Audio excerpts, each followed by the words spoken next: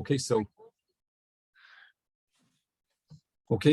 I'd like to welcome everybody to the Burn Disaster Management in a Low Resource Setting webinar. And I'd like to let everybody get logged on, and hopefully you're all joining in. Hopefully you can all see. I can't quite see who's here any longer.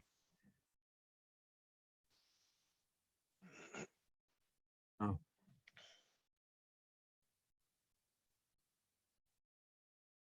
Okay, yeah, good. We've lots of people coming in, so good. So you're very welcome. We're delighted to continue this burn disaster management series. It's reflecting across the breadth of burn care. It's a webinar series that's been supported by Research Africa, a charity that's based in West Africa, principally in Ghana and in Sierra Leone.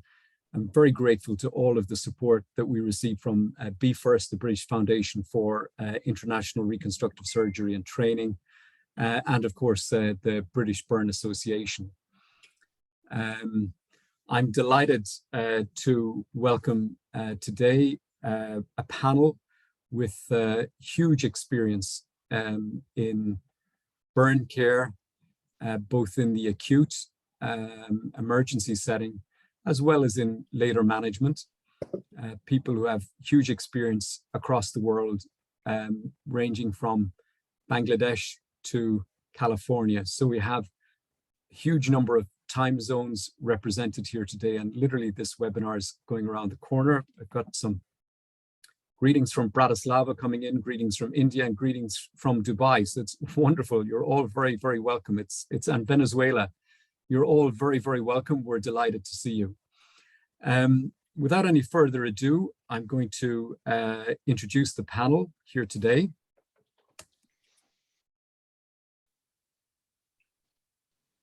I'd like to welcome Tanvir Ahmed. He works at the Sheikh Hasina National Institute for Burn and Plastic Surgery in Dhaka in Bangladesh.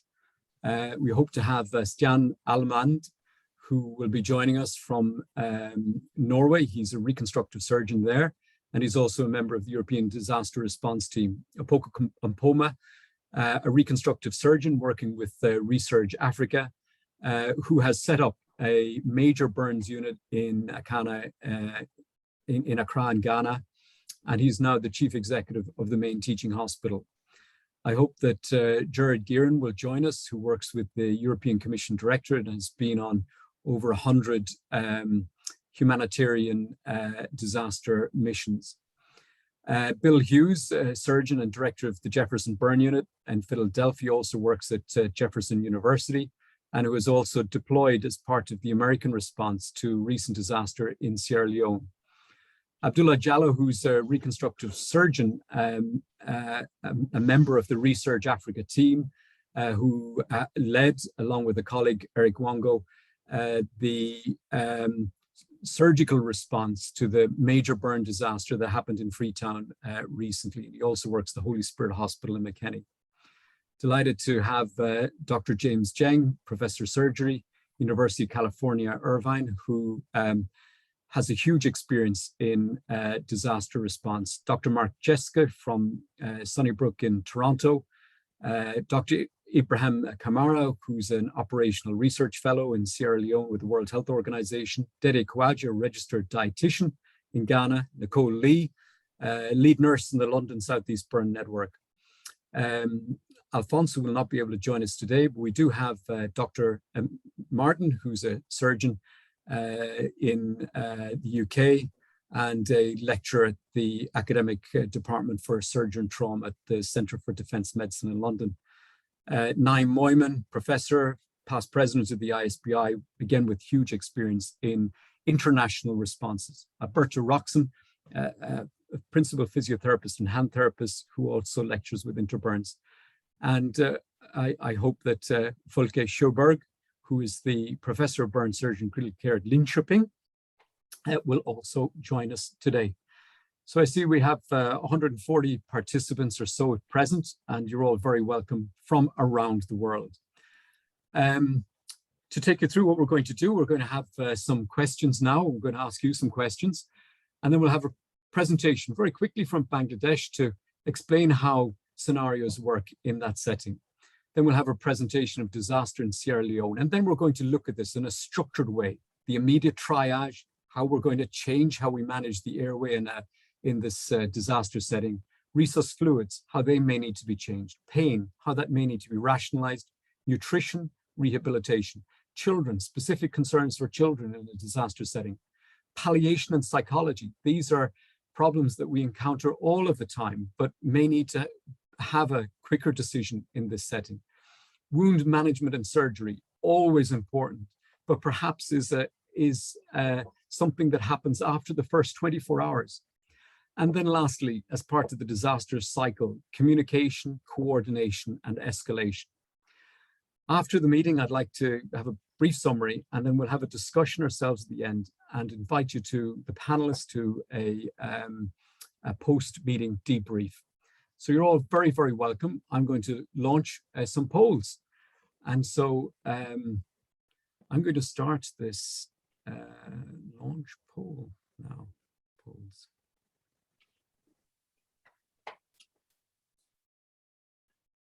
Launch poll. So now this is in a high resource setting. So some of you may, and I'm going to allow you to define this yourselves.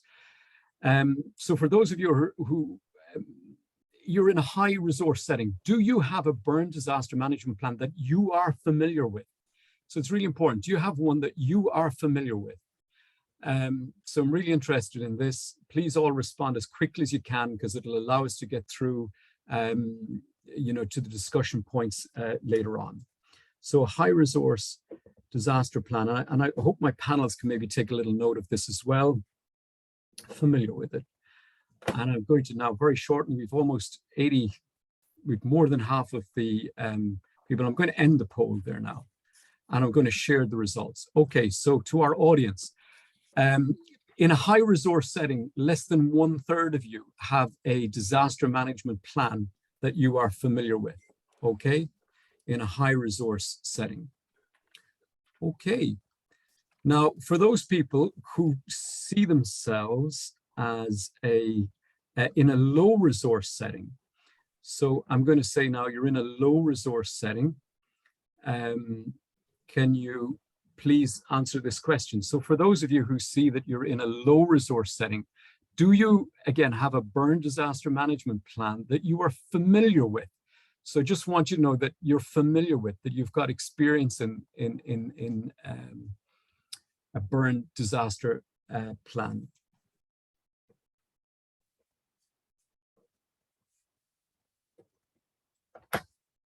Okay, and I'm going to end the poll there. We've got a lot of respondents, and I'm going to share the results. So we have actually almost identical figures. So there's no difference in the familiarity between a high and a low income resource setting. I must say I'm somewhat surprised by that.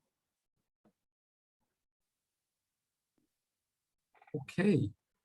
No, sorry, I'm going to relaunch the poll.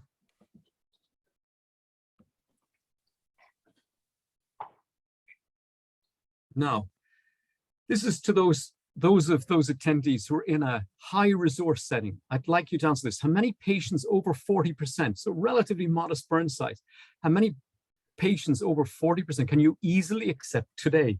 We'll pretend that easily accept today. So can you please tell me how many you can easily accept today?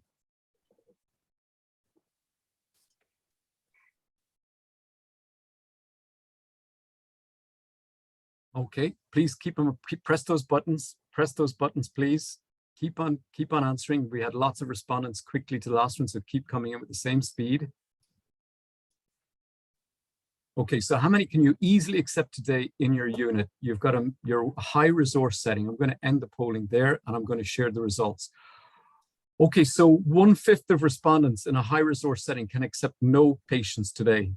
The majority, so the great majority, what do we say, 80% can accept up to 4 patients in a high resource setting.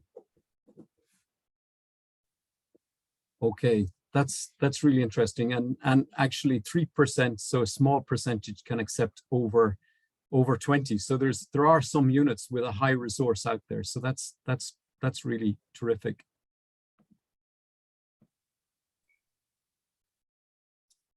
Now, this is in a low resource setting. For those of you now who are in a low resource setting, I want you to look at the exact same question.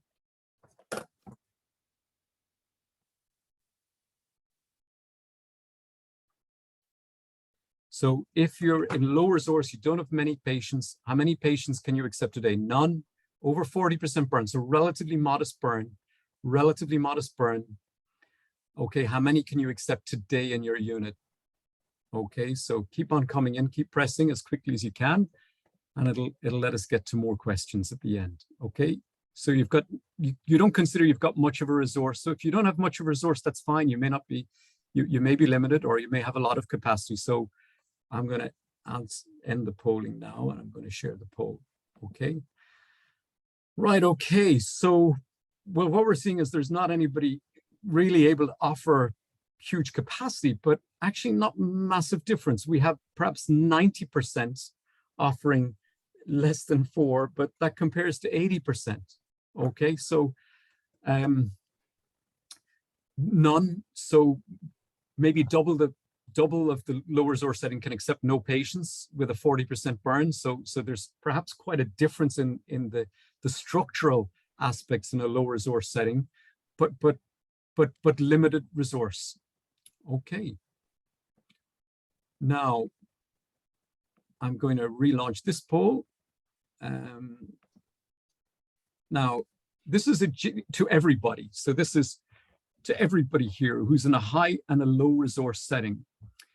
Do you feel that you have all of the resources in place to manage major burns effectively? So yes is choice 1. That should have been changed. I apologize. So yes is 1.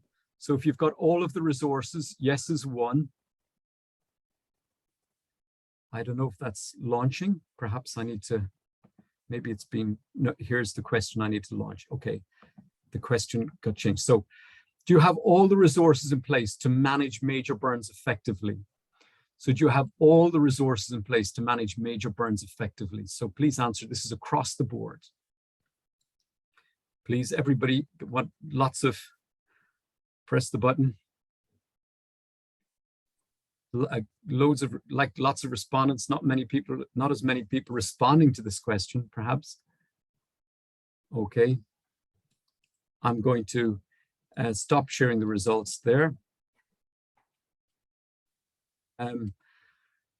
So a kind of a 50-50 split. So, people do feel that they've got the resources. So 58% of people have the resources in place. Okay. Sorry, I hope I don't know if I shared that. So 58% of people feel they have the resources in place to effectively manage burns. Okay. And then the last question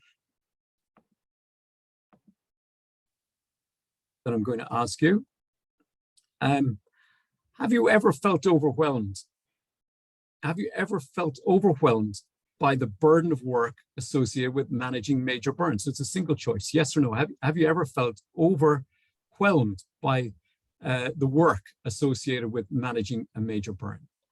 Have you ever felt overwhelmed? Have you ever felt overwhelmed by the burden of work associated with a major burn? Okay, and we have a fairly convincing response there. And I think this is going to be of interest to us later on. Okay, sorry, now I didn't show that. So 84% of people have, a huge burden of work. Right. I'm going to move swiftly onwards, and I apologize if I've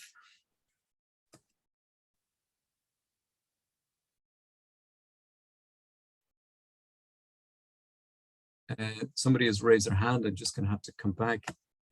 Now, so we know about disaster management, and we talk about the disaster. We talk about the phases, the response, Recovery is that period afterwards when we're perhaps looking at things to say, well, actually, let's put back on their feet. Let's address certain issues. Let's rebuild. Mitigation are the things that we can take through design and planning before the event to reduce the chances of something happening. And preparedness is practicing and putting all of these measures into place. I'd like to welcome Professor Ahmed to run through some slides, and I'll just start the slides. You say next slide, Tanvir, I'll press forward for you. Thank you. Actually, thank you. And as you know, Bangladesh is a Southeast Asian country. This is a very small country with a big population, and we are already overburdened with the burn cases because the burn is already a very disaster over here, and the number of the cases is rising every day. And initially, we had a shortage of burn centers and the facilities in the country. But very recent, we have a new hospital over there, the Sheikh Hasina National Institute of Burn and Plastic Surgery, which is a 500-bedded dedicated hospital only for the burns and plastics. This is probably the world's largest one.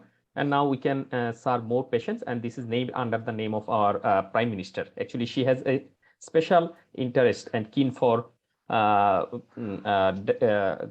treatment and facilities for the burn patient. That is why we are now able to serve the more patients in our setup, because Bangladesh is a developing country where a lot of garment factories and the industries are there and rapid development. That is why both the industrial burns and other burns are raging. If you see into the graph in the newspaper report, actually, if you see from 2015 to 2019, the number is almost double by 2021. Even during the Corona situation, the number was increased very rapidly. The next slide. And very recent, and that means in the time of the COVID pandemic, we dealt with a big disaster in a nearby city of Dhaka, that is the Narayanganj. There is a huge explosion inside a mosque, the prayers for the Muslims, and total number of 125 patients are injured, and most of the patients are rushed to our hospital, and 36 patients actually died immediately after admission. But we were able to manage those patients. But the challenge was that the most of them having the inhalation injuries and big burns, major burns, more than 40%. The next slide.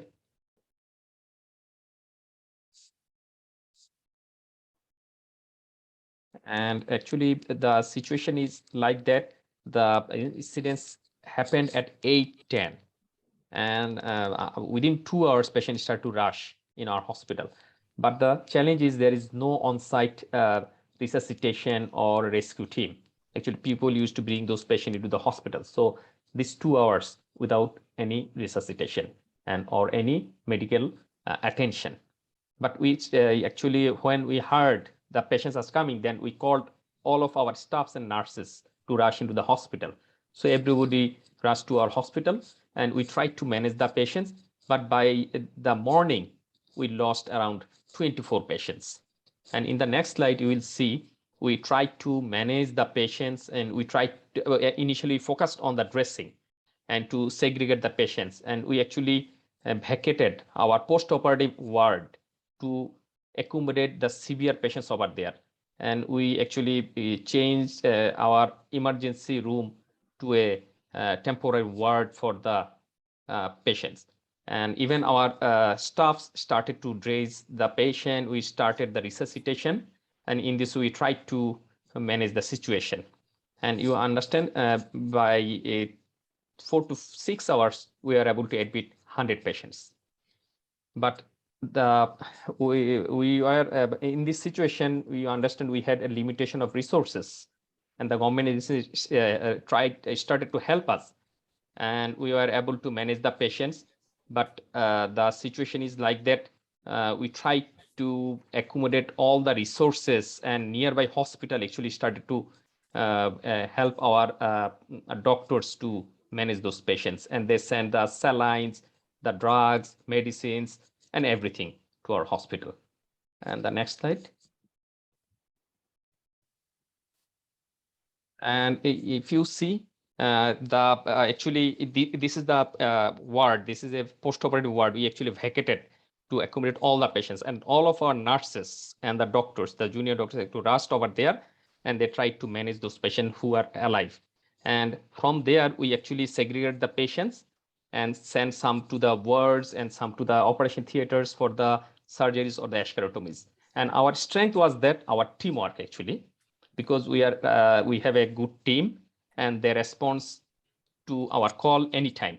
And we have not a protocol, but we have a plan how to tackle these things. And we have a huge space where we can actually easily convert to accommodate more patients if any disaster happens. Next slide. And actually, you understand, unlike other developing countries, we have limitations. And actually, we can't refuse any patient. We have seen 2 to 3 polls where you are asking whether you can we are able to accommodate or not. But in our setting, we can't refuse any patient. We have to admit every patient. If a disaster happens today and 60 patients are coming, we have to receive 60 patients. There is no alternative. But the thing is, we have to actually work, and we have to call all of our doctors, nurses, and the staffs to the hospital. And this is the common scenario in our country. And every year we used to deal with 6 to 7 such small to large disasters. So this is from Bangladesh till date. Thank you, Tanvir. That's really fascinating.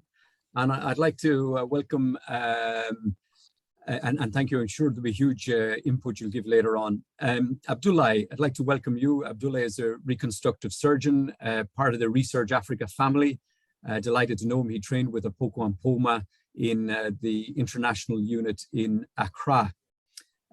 Abdullah, could you take us through the disaster that happened in early November? Good afternoon from Freetown. In the evening of the 5th of November 2021, there was a collision between a fuel tanker and a lorry in a busy junction in the east end of Freetown, resulting in an explosion and a huge fire disaster, commonly called thereafter as the 0511 disaster. Next slide, please.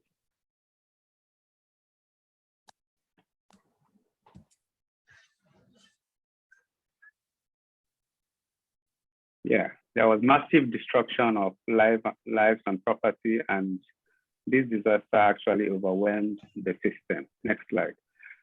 At the 86 of the victims were actually burned beyond recognition. And we had 12 more corpses who were unclaimed. Government sought assistance from international partners, and DNA samples of these victims were taken before burial. The public is currently being sensitized as for persons with missing loved ones to come forward for their samples to be taken to be matched as against the victims. Next slide, please.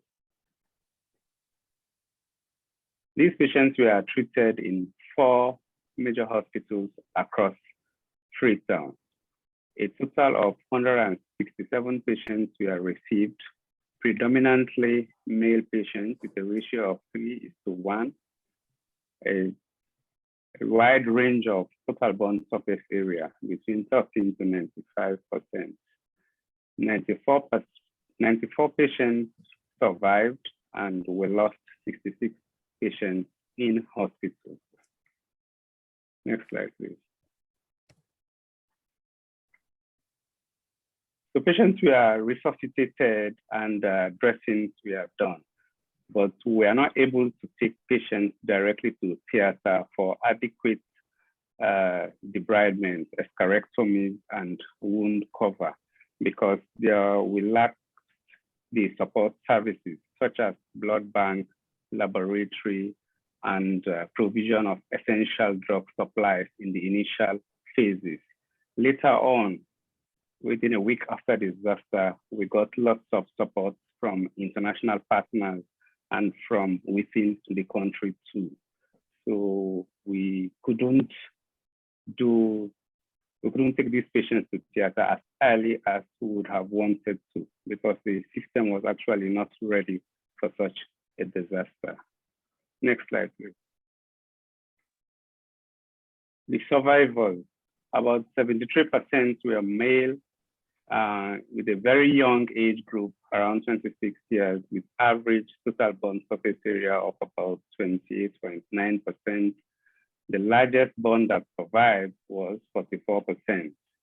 And the non-survivor group also, the males predominated, also a very young age group within 24.3 years, and the average, with the average total burn surface area of 58.2%. Most of the patients who sustained, all the patients who sustained greater than 50% burns did not survive. The smallest CBSA that we lost was 25%, a woman who had sepsis, and we subsequently lost her. Next slide, please. The system, the disaster overwhelmed our system. So we have only 2 surgeons with training in burn management, and these patients were being treated across 4 hospitals in Freetown, approximately 7 kilometers apart. Yes, we got lots of support from international partners, but before these partners came in, there were only 2 of us who had to go around these 4 hospitals and provide care for such a patient in a country where we had no burn units, and also the essential equipment needed for the treatment of burn patients were also not available. So the system really struggled, and it overwhelmed us considerably. Thank you very much. Well, first off, Abdullah, I just want to thank you. I think seeing the survival that you have in such a low resource setting is a huge testament to the work of you and your colleagues. And I suppose the only question I'm going to ask you is the following one. Do you think that it's important to have a structured plan or program for managing burn care? Of course, the short answer to that is yes. We struggled a lot because there was no plan laid down, and we had to figure everything as we go along. Yeah. Well, listen, thank you very much. I think those are 2 hugely insightful perspectives into burn disasters and how they can be managed. I think I'm going to put up some slides, and then hopefully we'll go through everything for discussion. There is no doubt, and for those of you who weren't here for the polling originally, when we did it at the start, the majority of respondents, when we put out the poll, and we have almost 200 people here participating, I think we had about 10% of participants could take more than 5 patients or 5 patients or more. So there is no capacity, a very limited capacity worldwide, and particularly so in a low resource setting. We need both capacity and capability, and the capacity is the specific beds, and the capability is the specialist surgery, anesthesia, nursing care, theatre access, and equipment and dressings. I suppose a couple of people, I'm going to maybe open it here at the start now. Naeem, maybe ask Naeem and then Dr. Jeng. How do we go about defining capacity? Because, you know, we've heard this talk from Tanvir, he has to accept everybody, but true capacity, how do we truly define capacity? How do we know what we have available within our units and within our countries? How do we define capacity? Thanks, Shahjan. I mean, capacity is the level of admissions that you can accept with maintaining standard of care that you are maintaining in normal times. some of us would believe that you shouldn't really degrade care even in case of mass casualty unless there is overwhelming reason for that. But the main aim is not to degrade care in mass casualty situation. I can ask Dr. Jeng, we had a brief talk before we came on and with regard to the number of declared beds within North America at any one time, and that actually sometimes it's much lower than what's expected or hoped for. One way that we can perhaps address capacity is by simply shutting down a lot of planned activity. Do you think that that's a reasonable thing to do? And if so, if you're in a resource limited environment, at what point do you say, look, halt all other planned activity? Well, we really have gone down that pathway in terms of a thought experiment on several occasions. On any given day, there's about 200 open burn beds in the United States across the country. This is from polling of open burn bed resources that have been going on since 2001, I think. So we have a pretty good handle on what the open burn beds are in the country. We use an arbitrary guideline in the United States of 150% over your normal daily capacity. There's no science behind that, and that's a problem. And more recently, we've gone through the COVID wave, and we're analyzing the data nationwide right now. There was a severe reduction in our PAR level of 200 across the country as different waves of COVID made their way across the United States. So we became vestigial in our capacity with our usual 150% surge. The Pentagon terrorist attack, we did stop everything in the hospital, and we did empty out the hospital and discharge a bunch of people. And hearing the incredible work that's coming out of disasters overseas, when you're really in a true disaster situation, you'll do whatever you need to do to get the capacity to take care of as many people as you can. So I think in order to define capacity, there's room in the international burn community to do a scholarly look at previous experiences in both high income, middle income, and low income countries in a mass casualty situation, and really see what the response has been, because plans are just plans. When you actually have a mass casualty and you're responding to it, that's the real test of capacity. So I think a publication is wanting to be written about this. Sure. Thank you. Thank you. Thank you, Dr. Jeng. Tanvir, can I ask you the same question? Because of course you deal with almost what's a mass disaster on a daily basis in Bangladesh. At what point do you decide that you're overwhelmed? When do you know? You've heard Dr. Jeng say 150%. You've heard many respondents to the polling say they've got no capacity today. How do you escalate locally? Yeah. If you think previously, only 2 years back, the hospital I worked, that is the Dhaka Medical College Hospital, it had only 300 beds, but we had to deal with 700 patients, and there is no way. That means the 200% or almost double. And our new hospital, this is 500 bedded.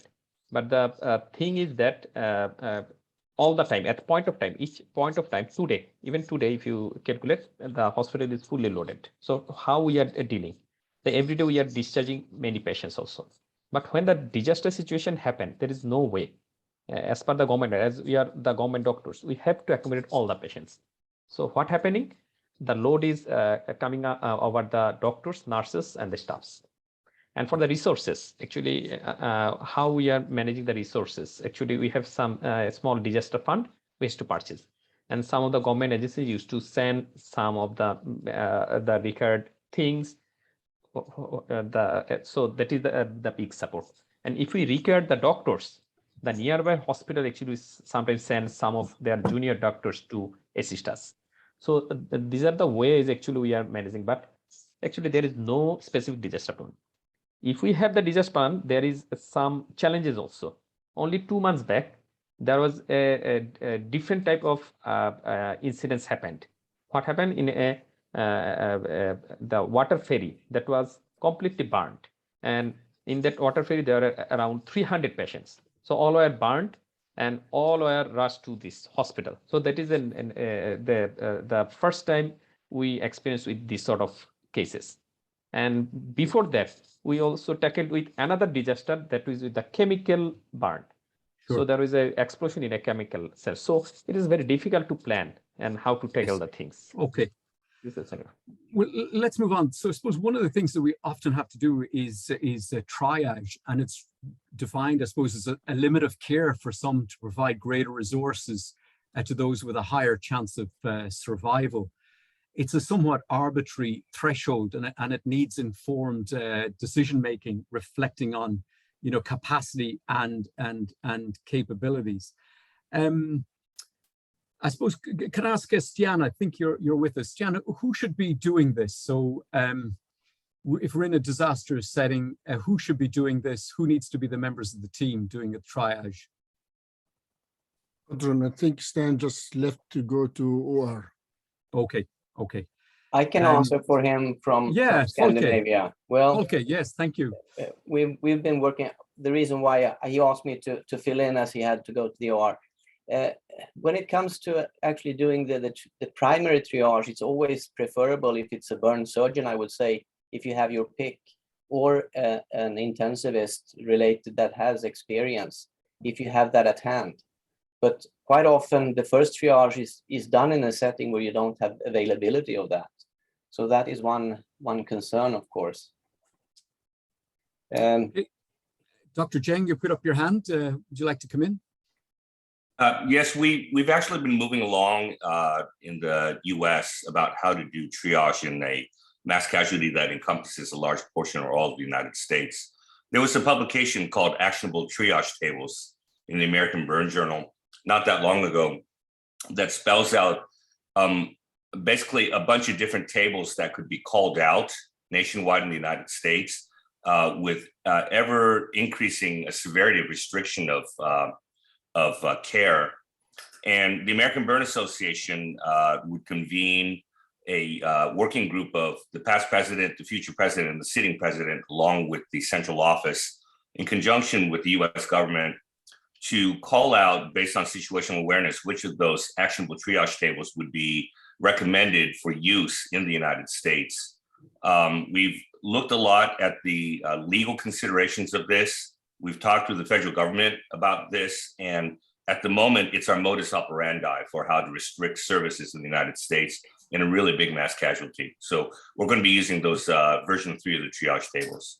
Dr. Jeng, can I come to you on that again? In some of the data that you've published, you reference these triage tables, and you also made comment that in Iraq and within the war, that those triage tables were not applicable to those who were locally resident, so to Iraqis, and that for burns over 50%, that regardless of the tables, that they had a much worse outcome. Do you think that those tables are applicable within a low resource setting? I think the tables need to be tailored to each setting that you're dealing with. I led an ABA outreach team to Punjab, India, maybe about 10 years ago. And I was amazed at how much better the surgeons in India were than I was with a fraction of the resources. So just because you're a low-income country doesn't mean you can't do insanely great work. Sure. So I think that every country, every income setting needs to have their own best guess as to what a graceful degradation of care of burns needs to be. Yeah, I think that seems very reasonable. Poco, you've got your hand up. I'd like you to come in here as well, please. Yeah, thank you very much. In low and middle income countries or less resource countries, the triage would usually be done by whoever gets there first. Usually maybe somebody from a local or district hospital, or maybe ambulance crew, or in the country's ambulance, or just people who arrive on the scene. So depending on who you get at the scene first, the WHO working group came out with some recommendations. And the first one is to have a triage at the scene of the disaster. And then we have the second triage which happens at the nearby hospital, which is the first receiving hospital, and then a third triage, which is done after maybe initial dressing or when the wounds have been cleaned, and then we get a real sense of what the surface area burn is. And just to stay within the usual colors of green, yellow, and red, we thought that for some kind of uniformity internationally, especially for low resource settings, we thought that anything less than 20% would be classified as green, and then between 20 and 40% would be yellow. And this would also broaden to include people with circumferential burns where there's imminent, limb, injury or permanent injury to limbs, or those or inhalational burns for that matter. And then anything more than 40% will classify as red because of the prognostic factors in low and middle income country settings. Thanks. Thank you, Opoku. Before I go, I'm going to come to Folke next, but I want to ask you a follow-up question, Opoku. Does the need for eschorotomy change the color? So if you have somebody who's perhaps got a 35% burn, but it's circumferential, would you, and you've set your arbitrary red threshold at 40%, do you say, well, actually now because they're already needing imminent surgery that they're going to do worse? Or do you leave it static and plan to do things like eschorotomy? Yes, so it depends, also depends on what kind of capacity you have on site. Because even the ability to be able to pick that up it requires some amount of skill. And so that has to be factored in. Now with the advent of telecommunication, what we are advocating for people in remote areas to do is to get on the phone and do like a simple video call, and then somebody who's an expert sitting in the central location can then give some kind of guidance as to who is likely to need what. Although everybody understands the limitations of this method, but it gives us a better idea as to what the real needs are. And then they can be, some of the local surgeons can be talked through some of these simple procedures.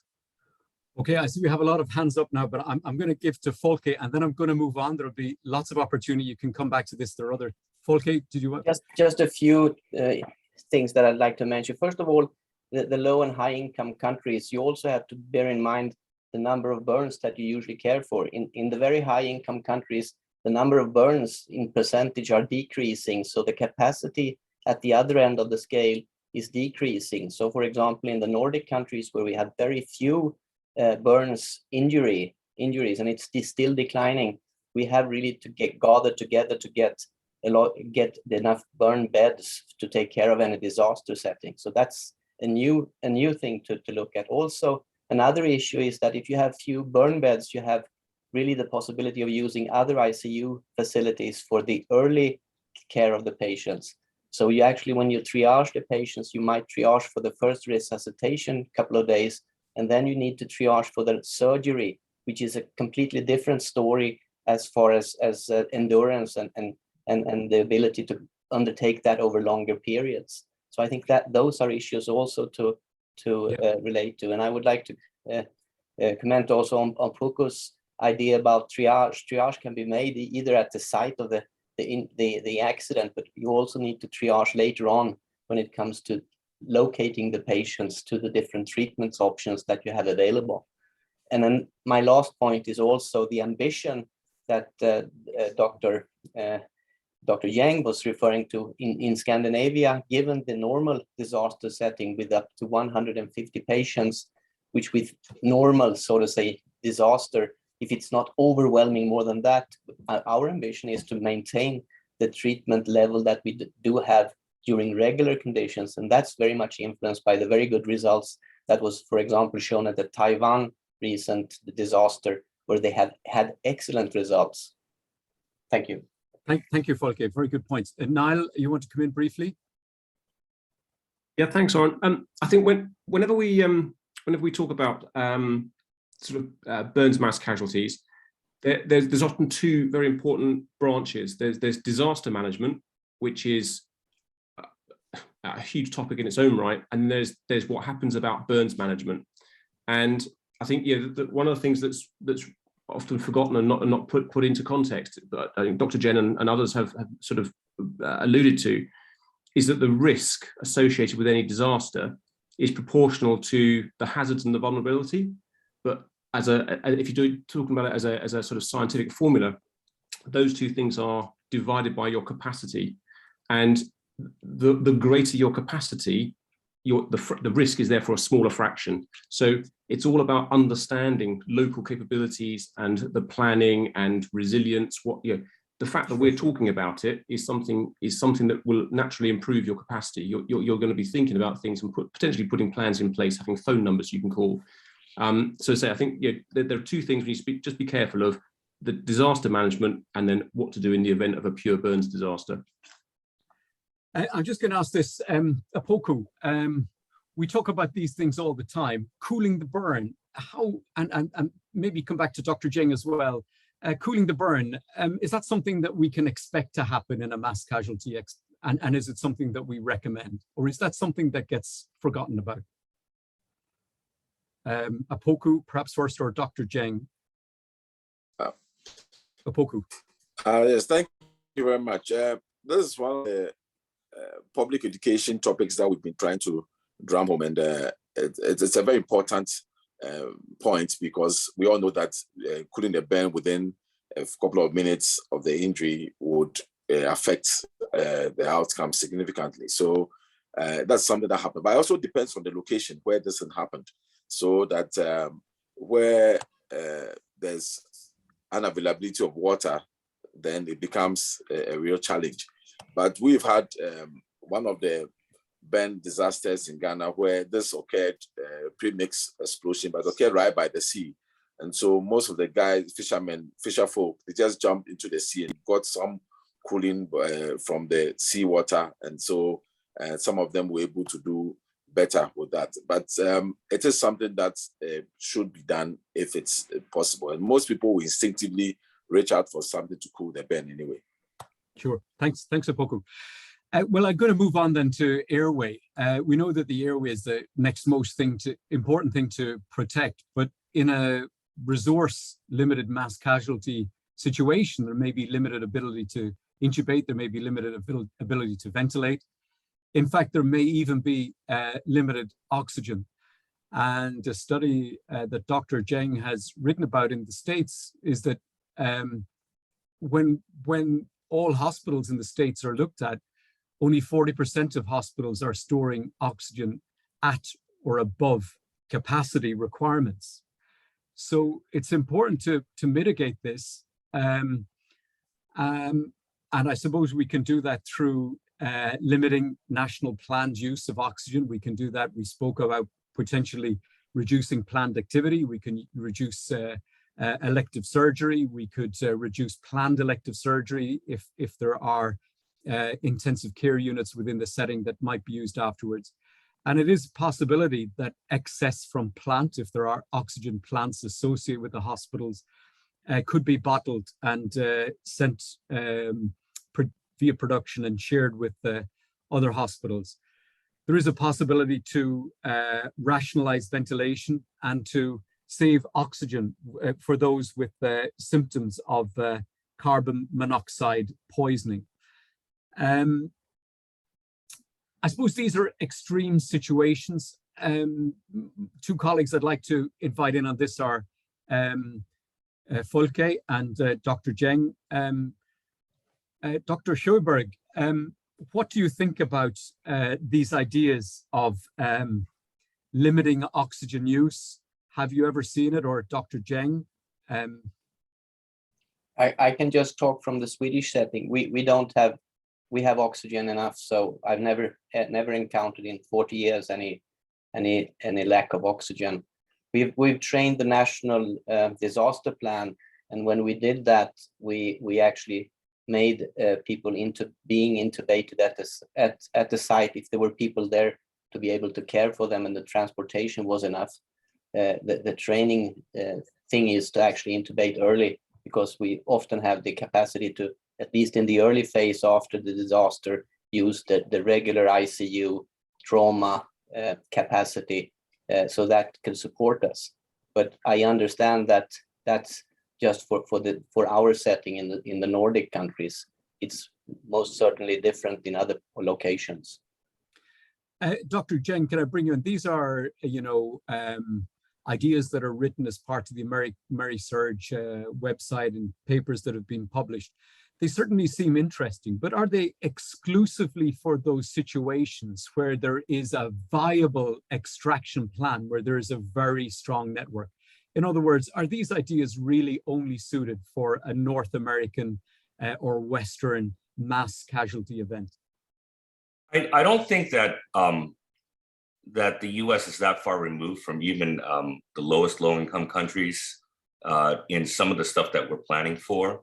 I was working in New York City, specifically at Elmhurst Hospital in Queens in March and April of 2020, when the virus first landed with a vengeance in the United States.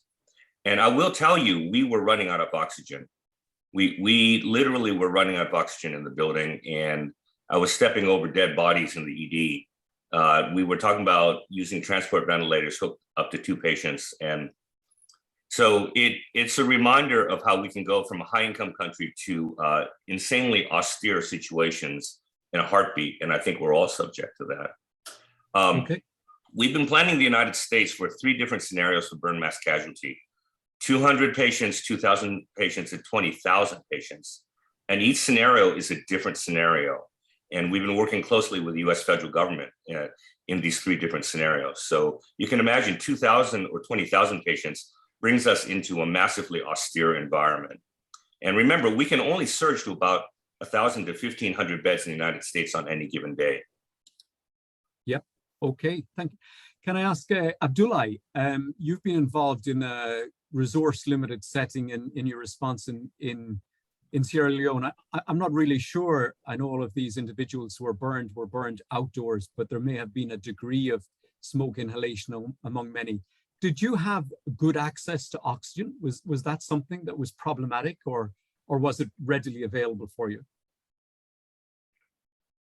Yes, rightly so. Most of the patients that were lost in the first 24 hours had some, they were, of course, major burns. They also had some components of inhalational injury.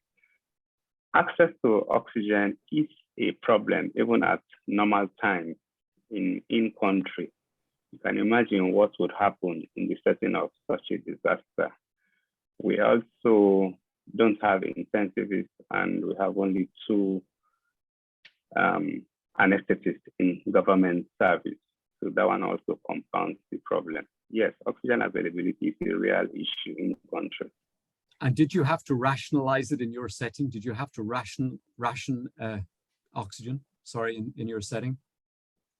Yes, we had to do it, unfortunately. Can you tell us, how did you decide who got oxygen and who didn't? Was it based on triage, or did you use other criteria? Yeah. Yeah, exactly. So when the disaster happened, we, like other colleagues have rightly said, in our setting, it's very difficult to get burn surgeons to do the triage at the scene. So most of these patients were transported to the main referral hospital at Connaught, the one in Freetown. So that's where the triage was done. And the other hospitals were also contacted to help. And some of the patients were transferred there. So we categorize the patients into 3. Category 1, we have those 50% and above. Category 2, 25 to 50%, and category 3, less than 25%. I think we are really ambitious in categorizing the category 3 into 25 and 50%. So most of the patients who had 50%, because most of the injuries were really deep injuries, most of the patients who had 50% and above were actually provided basically palliative care, basic pain relief, dressings, and we tried to keep them as comfortable as possible. And we concentrated mainly on those between 25 to 50, on the lower side of 50, and those below 25. So we use those criteria to ration the limitedly available resources. Oxygen was only one of them. We had limitations in other areas also. Sure. Theater space, blood, and essential drugs too. Apoku, or sorry, Abdullah, there's some recent evidence to talk about oral resuscitation. And I might come to Folke. I know this is recently, I think, come out of Nordic countries. There have been some publications, and maybe also to Naeem. Do you think that we should forget about doing formal intravenous resuscitation, Folke, and just simply in a mass casualty event in a low resource setting, stick with oral resuscitation? I think we are forced to, in that situation, to actually go for oral, but there is some problems when it's really large burns with the electrolytes, which you have to bear in mind. But I think the oral alternative is the only one available in those settings, especially at the closer you get to the scene of the disaster, and where you have even less of the resources at the hospital or the medical care surroundings. Sure. Okay. Thank you very much. So that seems really good. And some oral rehydration solutions. I might bring Dede in here. Dede is our registered dietitian, nutritionist in Corlebu Teaching Hospital and Burn Center. Do you have any good oral rehydration solutions that you're familiar with that might combine fluids with nutrition? Yeah, hi, thank you for the question. So I see some that is quite familiar here. I can use a setting in Ghana. The rice water is actually very popular. Most people who have grown up in Ghana will actually identify with that. And with the soups and then the boiled cereals, they are things that are mostly used. And whilst giving us the oral rehydration solutions, they also serve as nutrient and caloric-based products. So we kind of like will be killing two birds with one stone in terms of the boiled cereals and then the rice water with salt as well. So we had, because in a setting like this, you just have limited time to make maximum impacts with a lot of injuries, or a limited time to patients in time, and try to do your interventions as soon as possible. So anything that will kind of serve a dual purpose for whatever you want to do is a plus for us. So we'll use most of these things that are on the screen now. Thank you. Thank you very much for that. That's a really good insight. I suppose, Mark, I haven't come to you at all to ask any questions.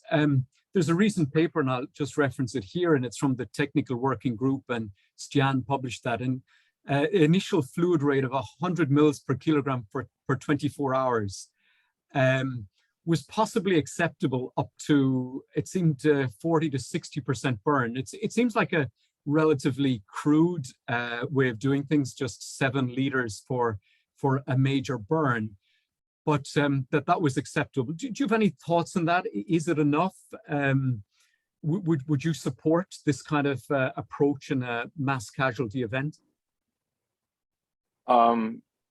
That's a very good question. I have to say, I'm not entirely sure, but listen, I mean, first of all, I would like to, I've been quiet because I really have been an admirer of all what you all do. The number of patients you take care of, I'm in awe. It's phenomenal. I would like to thank you. And I really would like to appreciate I'm just very emotional because it is just amazing how you dealt with this, how you dealt the circumstances, the resources you had. It's just profoundly amazing. Thank you all. I think at this time, we have to just be vigilant. And again, the oral solution, I was a big fan of. We tried some with Dr. Kramer in Galveston. If you add the electrolytes, the WHO guidelines, and I think overall, to administer in a mass casualty situation, fluids any way you can, rectally, orally, intravenously, whatever you do, I think it's beneficial. You just need to be careful, I believe, in the terms of over resuscitation, because otherwise you really go into the abdominal compartment, pulmonary edema, and then you go into the detrimental consequences. But I think an easy approach, a crude approach, is better than no approach. So I would say from that thought, I would probably support it. Sure, super. Another, important thing for us to consider in a mass casualty event is pain. And I think it's important that we recognize that treating pain is kind and considerate, and it benefits the patient and the carer. It probably also blunts certain, sympathetic responses, but it may be challenging when resources are limited. And I know for those people who are in, Abdullah, I'm sure you've experienced this, that actually there is a finite amount of analgesics available. Maybe Tanvir, I'll come to this as well, that do you find that you ever have to limit analgesics when you've been excessively busy, or because you've got such a large country, large city, large infrastructure already that you have an abundance of analgesics? Tanvir. Actually, we are lucky we have supplies of analgesics and we have different choices. But many of the time the narcotic analgesics are difficult to manage. In that case, we use the alternatives. So actually, yeah, like and actually, as the narcotic analgesics, there is some rules in our country. That is why sometimes when there is no stock, so we can purchase it from the market. So it should come from the government supply. So that is the only challenge. Otherwise, the supplies are over there and we are not facing any problem. Thank you very much. Naeem, can I invite you? Is there anything that you'd like to say on fluids? Do you agree with the oral fluids? I know you've also done some work on this, and do you have any thoughts on other aspects of that? Yeah. I was just typing it actually. In the second reference I posted on for everyone is actually the recommendation WHO regarding the fluid management. You have to keep in mind that this is only for pre-hospital care. We can understand that sometimes the pre-hospital care can be prolonged in mass casualty if there is loss of communication and transportation. And that's why this recommendation was put in. And also the logistics of having massive amount of liters and liters and liters and of fluids in initial management on outside the hospital setting, probably in mass casualty is not really tenable. And that's why the recommendation came, the working group came with this idea of the limiting the amount of IV fluid to this type of patients. What I wanted to ask Abdullah actually is very interesting that he kept 40% alive in a mass casualty setting. What is his normal day-to-day practice? Can he keep the 40% or over 40% surviving in normal circumstances? Thank you very much. That one was an exception, and it was only one. Normally, it's very difficult for such a percentage to survive in our setting. I'm sorry, but what's your normal? I mean, what's the maximum survival burn in normal circumstances? You can keep him going and get out of the hospital alive. We've managed 38, 35, but anything beyond 40%, especially when it's mainly deep burns, we usually don't get good results with them. And the problems actually mainly for under normal circumstances, not in a disaster setting, is mainly pediatric burns. Those are scald burns. They are usually under 25%. And the ones between 25 and 30, we actually struggle with them, getting them out of the hospital. But that 40% was an exception. Abdullah, can I come to you quickly just to answer briefly? Do you use oral fluids? Did you use oral fluid resuscitation with one of the means? And then the second question you follow on, we're going to speak on pain. Did you have sufficient analgesics, opiates like morphine in store, or did you have to use alternatives? So do you use oral, and did you have to ration analgesics? We didn't use any oral fluid, oral resuscitation fluid during this disaster. We are challenged for essential drugs, but once it was designated as a disaster, I mean, basic supplies such as IV fluids were available for the burns patients, and these patients were treated, of course, free of charge. Analgesics were a challenge. We most times had to rely on sub-anesthetic doses of ketamine, especially for dressing these patients on the ward, because we didn't have enough theater space to dress most of these major burns in theater. I'm just going to invite narcotics were in short supply. Yeah. Narcotics were in short. Dr. Kamara is an operational with the World Health Organization. Many thanks, Dr. Kamara, for joining us today.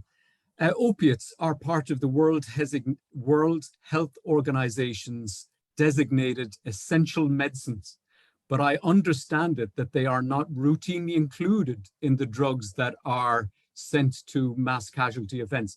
Do you have any thoughts on that? And you know, I suppose. Thank you. Yeah, I can hear you. Thank you very much for the question. So the question about availability of essential drugs in country, I will say it has nothing to do with burns casualty alone. Most of the essential drugs, I would say, cannot be readily available in country. And the role of WHO most of the time is to guide the Ministry of Health when it comes to technical issue. For operational issues, we can give advice, but we can't procure some of these medications. In emergency settings, then we can procure some of these medications. And when the incident happened in Sierra Leone, within 5 days, we had the Senegalese AMT that came to Sierra Leone, and they supported the management of these burns cases immensely. And when they came to Sierra Leone, they came with all what is required for them to provide quality care. So I would say the unavailability of these opioids and other analgesics goes beyond burn setting, but it's a national problem that we'll need to address as a country. And Dr. Kamara, could you tell me, is there a limitless supply of drugs and fluids from the World Health Organization? Because and are there rules of thumb that are applied in such scenario that you will send this quantity of fluid for this number of days per patient? Are there any rules of thumb, or is it just an ad hoc setting? Well, according to the management plan, yes, there is a package that should be allocated per patient. So we supported Ministry of Health and Sanitation in developing like a proposal in the establishment of the burns unit. And because when the Senegalese AMT were in Sierra Leone, that was part of their mandate to see how best they can support MOHS in developing this plan. So there is a policy, there is a plan where you need to prepare for these amounts of patients, this is the amount of medication you need, this is the amount of fluid, this is the nutritional component, you need like a psychologist and also the human resource that is required. So that document is actually with the MOHS.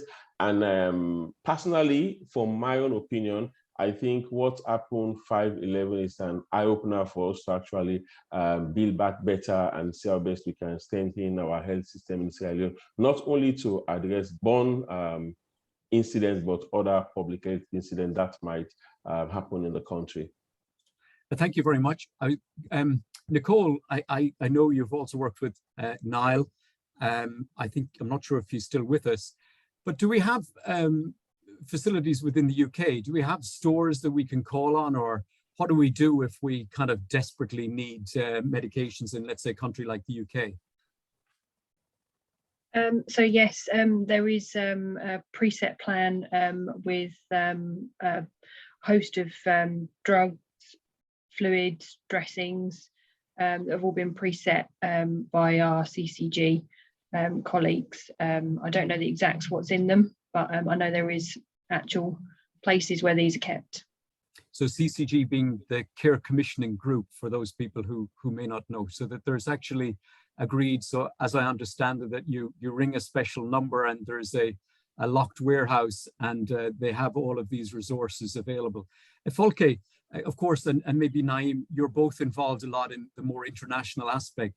Do we have within Europe, you know, such resources on standby that we can just simply ring and say, you know, give us enough to treat 50 patients, 100 patients? Folke? I don't think there is. Naeem, have you heard of any? I think in the it's a shame Stan left. He did all the work. I think it's the member countries are responsible for that.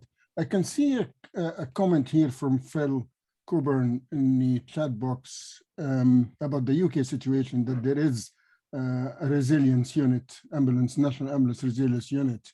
Yes. Maybe can people refer people to it. So I think the responsibility of each country in Europe to have a stockpile themselves for mass casualty.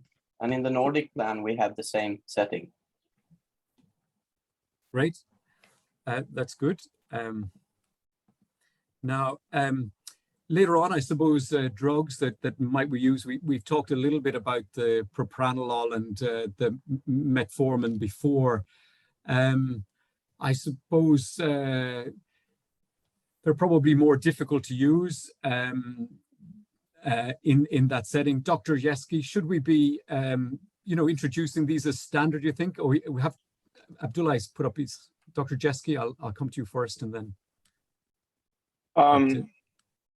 You know, Audrey, as you know, I'm a big fan of metformin. I think metformin is it's an agent that has extreme beneficial effects, and it's easy to administer.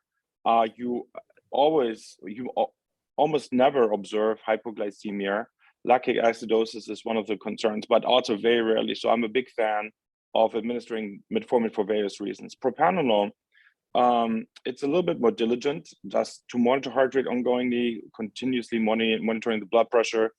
You know, in pediatric patients, very safe, very effective, but we now know in adult patients, we struggle to really safely administer it. And we don't have clear data whether it does, in fact, improve mortality.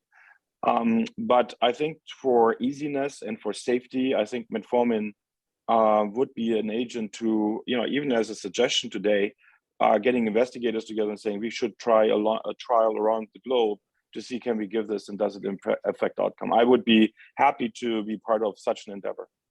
Super, thank you very much, Mark. And I suppose that leads us on to nutrition. Often there are, actually, Niall, I think you might have had your hand up. I'm very sorry. I was going to ask you a question about the immediate response, and I think you weren't there at the time. No, that was just my badness for not putting it down last time. All right, okay, that's fine. So nutrition, often within a mass casualty event, in a low resource setting, there's already pre-existing malnutrition. Of course, we have to be mindful about cultural preferences with regard to nutrition. And it's probably something that's easier to achieve either locally or internationally, in fact, to get food than it is to get drugs, which will, or indeed dressings. And we can use, could you tell us, Dede, do you have any preferences in nut-based, soy, dairy? Thank you for the question. The main aim is to ensure that you are having your requirements met in terms of what the patient requires. So we say what is available and can be used to meet those requirements within the context of a specific country is what we go for. So if what is available is a nut-based products, the granules, that would help us, soya bean, sometimes we use beans as well, that would help us meet, and we go for that. But the key word is when you do your needs assessment and what is required and what is available should align. So it's not about maybe a preferred option of that you want to use for your intervention, but what is readily available and is nutritious enough to use for your patients. So that comes back to what the country has available. So there are countries that dairy is very expensive, and you're not going to get it readily patients with that in terms of their nutritional requirements. So then you fall on what is nutritious and what is available. So we can use anything that meet requirements, and the key word here is readily available and accessible at the time you need it. And it can be used without wishful thinking, if I had this or I had that, but you have something in your hands that you can start there. So that's what we look at. Thank you for your support in Sierra Leone. It was very useful, and I know that's an ongoing support that you've given. We know about the nutrition, and you advise on it, and we're all aware of it. But is it something that's still forgotten about? Do you think that we need to do more to ensure that patients meet their calorific requirements? Yes, we would use what is readily available. There's always this gap then that sometimes what is readily available will not be effective in your long-term goals or what is best for the patient. So that is what brings. Okay, I think we might have lost Dede there, but of course, the message being to use what you have.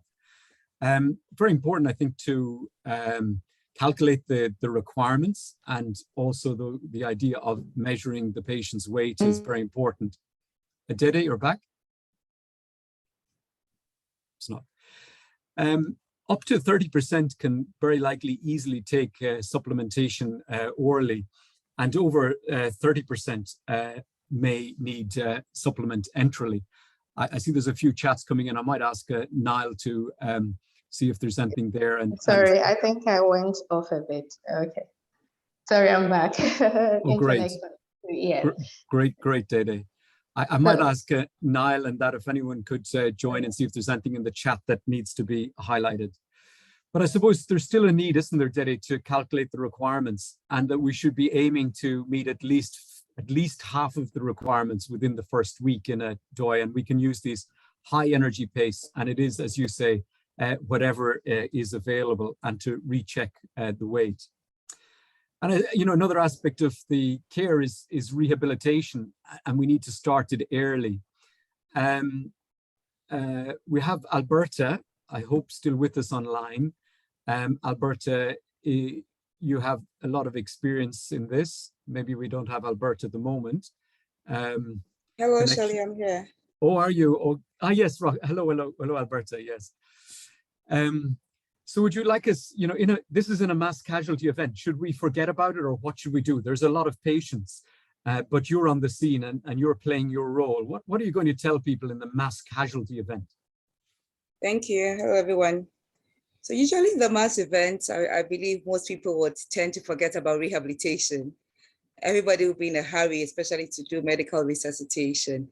But then I think rehab specialists like myself simply goes in there to do lots of education, which turns around to help the nurses and the other team members who might be highly exhausted and trying to manage every case. So we simply go in to educate the patients and the team members, especially if they don't have much experience in rehabilitation for burn cases or for disaster management.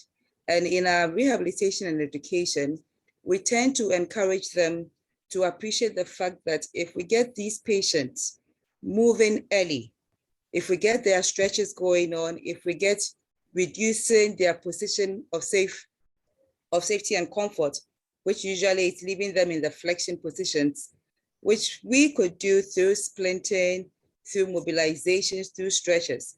sometimes you might not have lots of physiotherapists or rehab specialists in there. So we tend to educate and teach. We go to even teach whoever is available, especially even family members, to support with patient care. Because most of the time, people get scared when they see the patients fully bandaged. And they believe that so far as there's a wound there, we shouldn't move. But when we keep these joints static, we are rather increasing disability. And that is something we all want to avoid at the end of the session. So we go in to educate every person available around the patient. We teach them what we want to do, for them to appreciate what we are doing and why we need to do, so that together we can achieve the aim within the shortest possible time. Because we do not have much time in terms of the rehab. The more we delay, the more we encourage disability, which is going to prevent independence of the patient. So going in there very early, it's one of our important tools that we need to capitalize on. Super. And I think these are the kind of things that you mentioned, that, and particularly exercising with the family. So this can be something that when there's a real disaster and everybody is very busy doing stuff, that your role is to educate and to share your skills and your knowledge with others to make sure that this happens. Can I just ask you, do you recommend, you have a lot of patients, they're all in the wards, they're all sore, some of them need dressing changes. Do you try and get the exercise in before the dressing changes? How do you approach that, just that simple timing aspect? How does it interfere with meals? How do you time your therapy? Timing could honestly sometimes go a bit crazy, because the nurses are always in a hurry because they have limited numbers to try to do the dressing. Dressing should be kind of like timed, because the same limited nurses need to do their medications, their vitals and everything. So physios really try to squeeze in whenever possible to try to get access to the patient. And we sometimes capitalize on the fact that, okay, if you need to move the patient from the bedside to the dressing room, we could capitalize on that to do our mobilization rehabilitation and then get patients moving. So we try our best to squeeze in anytime possible. The best time to have done therapy is when the dressings are loosened up, because patients feel that, oh, I want to get this fresh dressings. I feel a bit more free to move my joints. It's rather unfortunate if we really go in after dressing, because their pain levels tend to be a bit high. Sometimes they are even sedated to have dressing. Yeah. Okay. So you don't get the full cooperation of the patient. And we want to capitalize on active movements. Super. We always want to capitalize on active movement done by the patient more than we doing what we call the passive mobilizations. So we try our best to get the best timing, which is before dressing, if it's possible. But if it's not, we'll definitely give the patient some hours after dressing and try our best to re-engage them for rehabilitation. Great. Nicole and then Bill. So I was just going to come back to that whole comment earlier around how they've managed these big instances before, and I think it comes back to that teamwork aspect, bringing in from the nurse's perspective, obviously working really closely with the physio teams and actually planning the patient's care for the day, so that we've all got an understanding of when then patients would be free to be able to access for physio and movements, and getting families involved. I think is really key in each of these patients to be able to make sure that we can facilitate that the best we can. Thanks, Nicole. Bill. Just to hit that a little further, I think we're very lucky, and we get to have our physical therapists and occupational therapists do the dressings with us many times and do it with the dressing off. We will sometimes find out with the dressing on that the patient says it's the dressing is too tight or something along those lines, when it's not really the dressing, it's just the edema. So with the dressings off and showing them the exercises seems to help quite a bit. Okay. Thanks, Bill. Children. So of course we know, just as a special topic, so to speak, children are more vulnerable and they're dependent on others to escape, and they're frightened, and they may not alert others to an injury that they've sustained. And they may be, alone, they may be lost, and they may certainly be unprotected. You've heard from Abdullah's presentation that there were at least 12 individuals who weren't ever identified and 100 people almost dead at the scene. Undoubtedly, there will be children who've injured who, living within that same community, may have lost their carer or their guardian. Abdullah, could you take us through that? Did you actually encounter anybody in that particular scenario who had children who were without a guardian? We had some few children involved in the disaster, but fortunately for us, all the children who were involved, their parents were around and their parents were not involved in the disaster. Super, okay. Tanvir, you're probably the person with the next greatest experience in burn disasters. Do you have any thoughts on this? Because of course, it's a rather unusual aspect of a disaster that we perhaps don't think about. Actually, in our disasters, we never get too much pediatric patients, actually, because most of those incidents occur in the industries or in the marketplaces or the vehicles. So we never face such problems. But we have our dedicated pediatric wards. The normal burn patients are pediatric burn patients are admitting, and we have our own facilities. And I suppose, Mark, this is something that we maybe don't know enough about. Chronic malnutrition equals cardiac muscle atrophy. And therefore, chronic malnutrition means a higher risk of congestive heart failure with resuscitation. I just wonder, do you have any thoughts on that? Do we need, and maybe come to Folke afterwards if you have any experience in this, do you have any insights into how we might need to manage fluids differently in a pediatric setting in a malnourished environment? So we saw at the Shrine in Galveston quite a bit of malnourished pediatric patients. There are two challenges. Number one is the cardiovascular system, but also the refeeding syndromes, where you have the SMA basically occluding with overfeeding. So you have to be careful in terms of restoring the metabolic demands, because you can actually induce ischemia of your gut. On the other hand, you really need to be careful by managing these patients. And I mean, something we did in the non-casualty setting was we did cardiac monitoring via PICO system or echoes. And unfortunately, that will be very difficult in a mass casualty. But what we were able to do by then is really fine-tune what you just described, the fluid resuscitation according to the cardiac function and monitoring with inotropes. So we really did the PICO measuring devices, but it's not possible when you have lots of admissions. But I think you have a very valid point.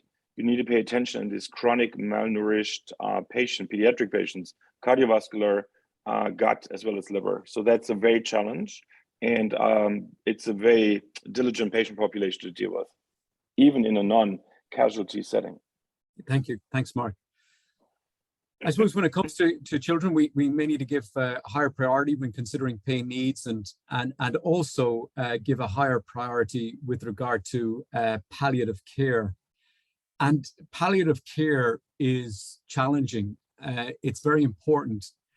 And we're a situation where otherwise healthy patients may need palliation due to resource limitations. But important to say that palliation does not mean no care. And so these patients should be allowed. And I think these are things that maybe Dr. Zheng has also written about. Maybe do you have any thoughts on this area, Dr. Zheng, as palliation? You've been involved in a lot of disaster responses. Of course, it's difficult, but are there any things that we need to do differently? Perhaps we talk about where we might position the patients, that we have discrete areas for patients with different levels of burn, small, medium, large, survivors, non-survivors, unexpected, those who are not expected to survive. I think the fact that you're talking about it is the most significant thing. We spend a lot of time with these triage tables looking at expectant care. And I like your comment in your slide that says, expectant care does not equal no care. And the fact that we talked about there's a lot of restrictions in terms of narcotics is a major problem and probably needs more planning in both high and low income countries, because it would be nothing worse than seeing people that are expected to die writhing in pain. Yeah, Yeah, absolutely. And I think earlier, you know, one of the things you said is that, you know, when it comes to palliation, if there are people who are, they should be very respectful and kind to people, and particularly children, because I saw the data from Sierra Leone, and there were some children 11 and 13 years of age who died from their injuries. So you have children presenting to hospital who die as a direct consequence of burn injury. And of course, I think in that setting, Dede, maybe come to you. Do you think that there's any local herbal remedies, or Dede, Alberta, you know, perhaps you could guide us on your experience? You've both been involved in mass disasters. You have both witnessed poor outcomes, I'm sure, in mass disaster settings. Do you have any thoughts on how you might shape the care of the patient towards the end of their life?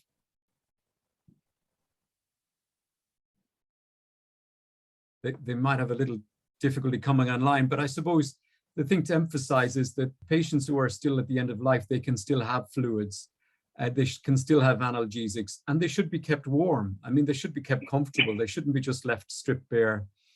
And we should be reducing things like unnecessary dressing changes and unnecessary painful procedures. Of course, if somebody needs to have a dressing change because they've simply soiled themselves, that should of course happen, but that we should be limiting unnecessary and unnecessary changes.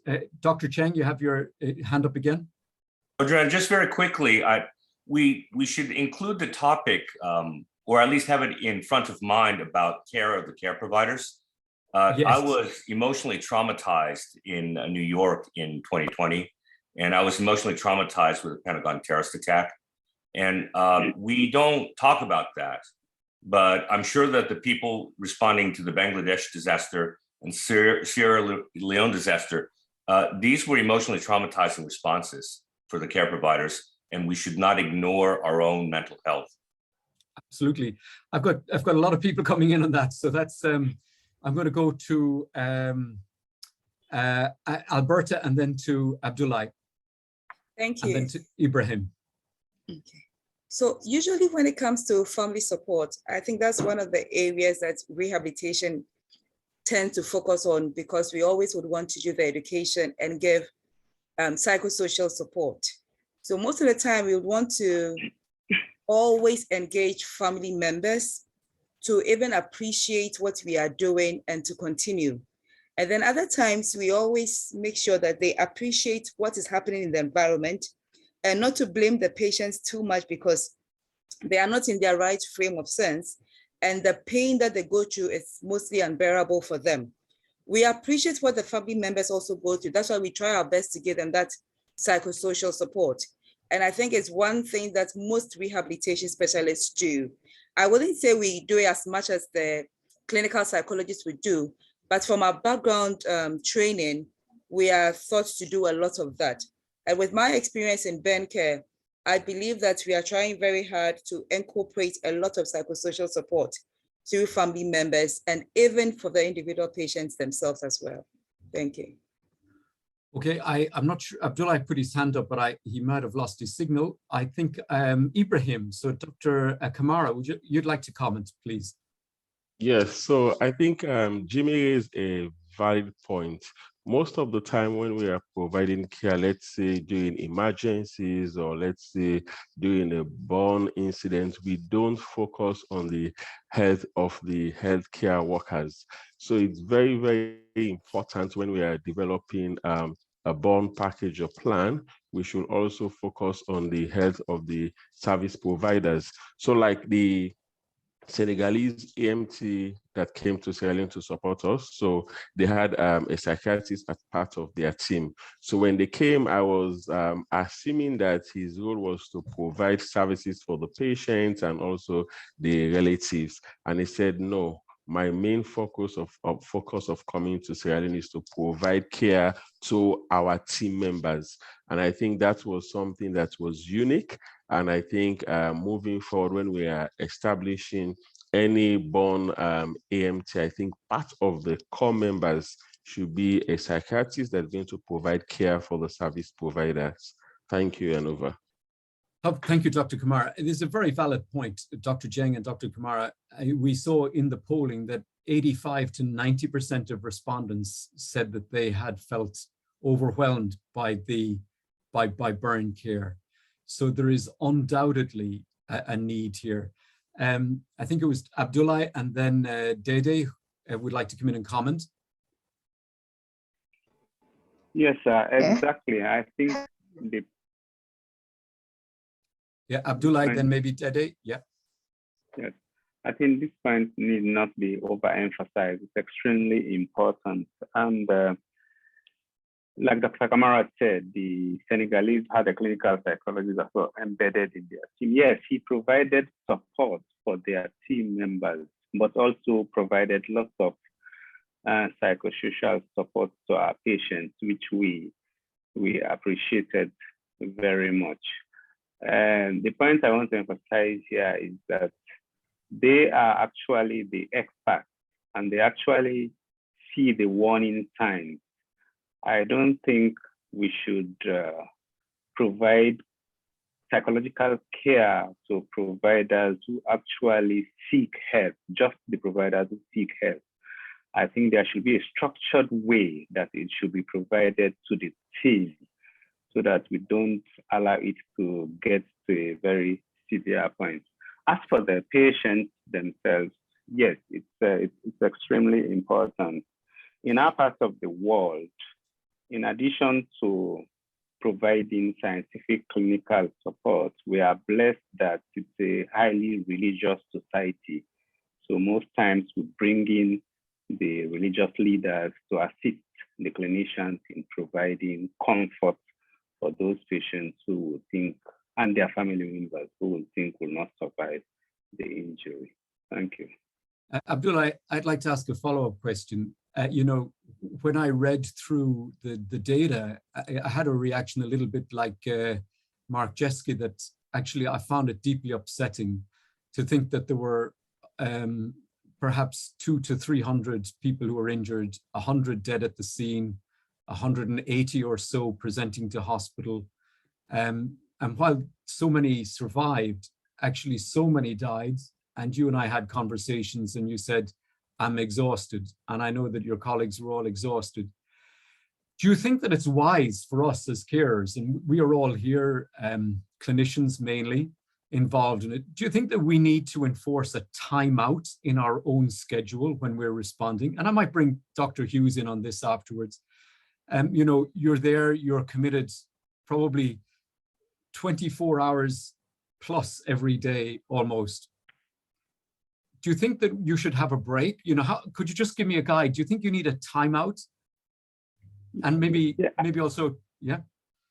Yeah, I think that's what exactly I was trying to convey. It should like be structured and enforced. I remember in the peak of the management of the disaster here, at some point I had to leave work and go home and put all my phones on silent for like 6 hours, and everybody was worried. What's happening with you? I think it's extremely important because health, we should also be looking after ourselves. Thank you. I maybe come to Bill in a moment, but so we all keep on going until we break. That's the thing, we're in a disaster, we all want to do good. Dr. Jeng, should we stop doing good? Should we say, right, okay, you've done this now for 2 days straight, just take a day off? We're all humanists, and I think we are, all of us, to a soul, is unable to give our all in a mass casualty situation like this. So I think it's unrealistic to say we're just going to walk away. I think what we need to do is we need to bring mental health workers in to support us. Nobody's going to walk away. Okay. So very quickly then, I think it was Dede, Bill, and I see Nicole. So Dede. Thank you so much. So back to your question on the local herbal remedies. I didn't have any, but I wanted to talk about comfort foods. We always attribute comfort foods to the psychological aspect of food. So what we do is that sometimes the patient's favorite food or what they feel like taking actually sometimes serves as a pain relief or a comfort to the patient.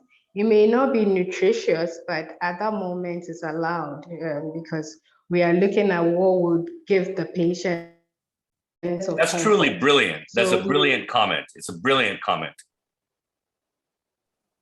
Thank you. So we rely on, yes, comfort foods to help with sometimes just easing the burden on the patient a bit. So yes, thank you. Thank you. Nicole, and then Bill.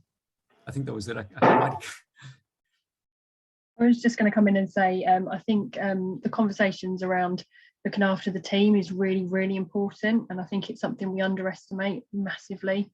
I think that having someone having a bit of an oversight on who's taking, well, everyone will be obviously ploughing in, but making sure that people are eating, drinking, and just taking 5 every now and then is just as important as dealing with the patients at times, because you'll get more out of your staff if you look after them. So I think it's yeah, a massive thing that I think every team needs to think about when they're in these situations. Just having someone with a little bit of oversight to be able to facilitate that will mean that your teams will last a lot longer. Yeah, no, absolutely. And one comment before I come to Bill, I think when it comes to people who want to respond to humanitarian crises, they're often individuals who are quite caring and they are empathetic individuals.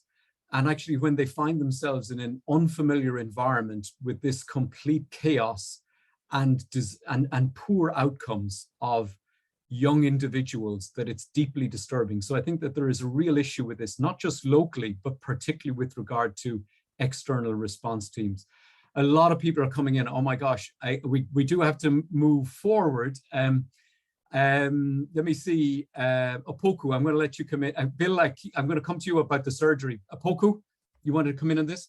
Yes, thank you. I just wanted to make a very quick comment on the issue of staff burnouts, and that it is one of the important functions of leadership in any mass disaster situation. So there must be an identified leader, and one of the things that leader must do is, apart from coordinating with authorities and arranging the logistics and overseeing the general care of the patient, I think you should also be looking at the team that's on the ground. And so I think if you've worked with the team for some time, I think you get a certain sense of people's strengths and weaknesses. And I think it's also a good thing to have regular debriefing sessions with the team members, so that during those sessions, people are allowed to express themselves and, things can be handled in a non-confrontational way. Definitely within the team, some mistakes may happen, other things may go wrong, not according to schedule, because this is something that doesn't happen often, and most people will be new to. So you need to be like a coach and help to guide your people through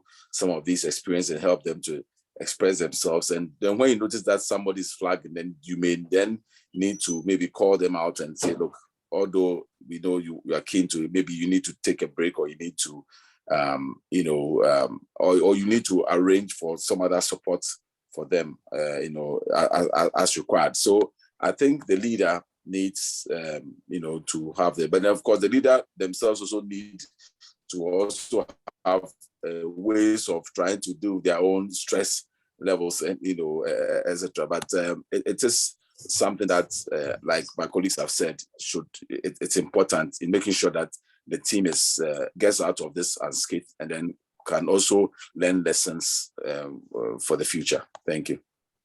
Thanks, Opoku. I know, Alberta, do you have any brief comment you wanted to make? You had your hand up, you took it down, but a brief comment. I just wanted to share my experience in Sierra Leone. So we stood in a very warm ward, that had dressing on for patients who were doing physio. And the patients had, of course, water by their bedside. So we quickly went to ask the nurses if we could have water to drink. And they were like, oh, unfortunately, there's no water for the staff, neither for the volunteers. And it wasn't just for us. Every other volunteer had to carry their own source of water. And we had to leave it in like the spaces we had to sit. And we walk all the way to the ward, and you can't even find a bottle or a cup of water to drink. So I think it's a very important point we have to look at moving forward. Thank you. Thank you. I mean, if the carers aren't looked after, there is no care. So if the carers are not there to provide care, there is no care. So I think there's a very strong message there. And I think I'm so glad that so many people have decided they want to make a comment on this. So actually, it leads on to the next slide. We've discussed this. It's very challenging. It's traumatic for the patients, but also for the family and the first responders. And it's important that we follow what we've all said, that we allow a chance to discuss concerns and debrief. And perhaps, Alberta, maybe later you'd tell us that maybe we should be not just drinking water, but we should be coming to you to get advice on exercise, because we all know that exercise and movement is a good way to relieve stress. Isn't that right? So perhaps there should be, at the end of every day in a mass casualty event, maybe a little seminar where we all have to embrace our own community. And actually, as Abdullah said, the cultural supports that are, warmly offered by the communities around us when we go to countries like Sierra Leone, very warm. And I know also Ghana, people actually will want to give you love and support you in respect and in gratitude for the work that you're doing. So, and it's probably important for us to accept that with good grace, because sometimes as carers, we perhaps feel a little bit distant, but I think probably also important for us to acknowledge and to respect with good grace what people are offering us. Right, wounds, I said it would be important, but Bill, you've been there, you've seen a lot of wounds. Should we be grafting early in this resource limited setting? Well, I think, and one of the parts I really liked helping out Dr. Jallo was looking at other ways to do things. And as someone from from the West, of course, that's what we want to do is graft, but you kind of have to temper and do what is available with the resources you have. And unfortunately, early excision was not able to be done because of the resources. So, and getting them covered at the same time, because over here we have multiple choices to cover them with, while over there wasn't as many choices. So the early burn excision, if you're able to do it and possible to do it in the right patients, may decrease some of the load later on. Getting smaller ones grafted early would probably be a lot better. But I think what we were doing was kind of the burn care that my mentor was telling me about back in the 60s and 70s, waiting for the eschar to start to lift and starting to debride it and cleaning it and keeping it protected, and then having it grafted later when there was granulation tissue. And unfortunately, of course, it leads to more complications by way of infections and sepsis. But you have to be able to adapt to where you are and what resources you have. And Bill, what do you think? Do you think there should be a limit, and maybe come to Naeem then after you? Do you think that there should be a limit to the surgery, or should we just do what we do in our own settings? Should we, Bill? Well, yeah, I think there's definitely has to be a limit, because when I was helping out the hospital we were in, everything had to be bagged when the patients were intubated. So if you were intubating somebody, you couldn't be in there for hours doing a complete excision. As you have on the slide here, definitely try to decrease it to less than 2 hours, less than 10%. I actually do the same thing here, because I don't want my patients to have large fluid shifts. I don't want them to be in the operating room for an extended period of time to getting cold. So I think being able to operate quickly and effectively and get off the eschar to healthy tissue is very beneficial. And again, if you're able to cover them with their own skin, as I said before, there was a lack of dermatomes, lack of measures. You have to use your Watson knife as both for debridement and both for using it to take skin for later meshing. So you have to be adaptable in what you do, and you have to do it very quickly. And again, things like you have used tourniquets. They don't have the same by way of blood banks. Infiltrate sub-Q if you can with the adrenaline to decrease some of the blood loss if you're able to have it. And we also considered doing some gentamicin sub-Q under some of these wounds that were a little bit deeper, and the patients were starting to get a little sicker for antibiotic delivery right to the area where the eschar was. I mean, this is not a technique that I use, but I know you've used it successfully in a setting. I'm going to ask Opoku actually, and then Tanvir. Is that a technique that you use, subescharclysis, which is injecting antibiotic underneath a old eschar to reduce the chances of perioperative sepsis or bacteremia? Opoku, then Tanvir. Perhaps Tanvir, if we have Tanvir online. Yeah, actually, we don't do this, never practice this thing. Opoku, yeah, please. Okay. No, you go ahead and I'll come up. Yeah, okay. We do not practice these things actually. And in our setting, it is very difficult for us to go for the early excision. Rather, we used to use rapid dressing changes in a sterile condition to reduce the burn, but we don't have any other alternatives. Okay. Opoku, do you use this technique? Is it useful?